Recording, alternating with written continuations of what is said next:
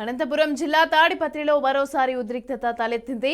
YCP MLA నేతల తీరును నిరసిస్తూ పోలీస్ స్టేషన్ ఎదుట టీడీపీ నేత జేసీ ప్రభాకర్ రెడ్డి బైఠాయించారు.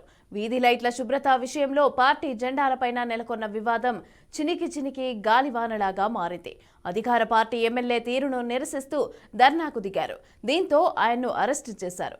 ఈ క్రమంలోనే పోలీసులు జేసీ మధ్య వాగ్వాదం అలాగే పెనుగులాట జరిగింది. ఈ క్రమంలోనే జేసీ ప్రభాకర్ రెడ్డి కిందకు పడిపోయాడు. శ్వాస తీసుకునేందుకు కూడా చాలా ఇబ్బంది పడ్డారు. దీంతో ఆయన అనుచరులు తీవ్ర భయాందోళనకు గురయ్యారు.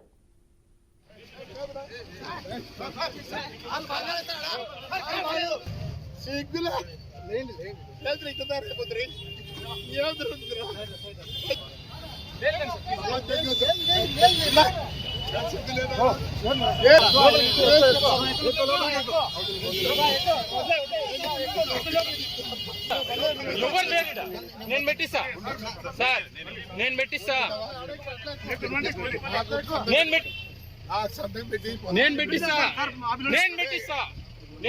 పక్కనే ఇప్పుడే పెట్టిస్తా.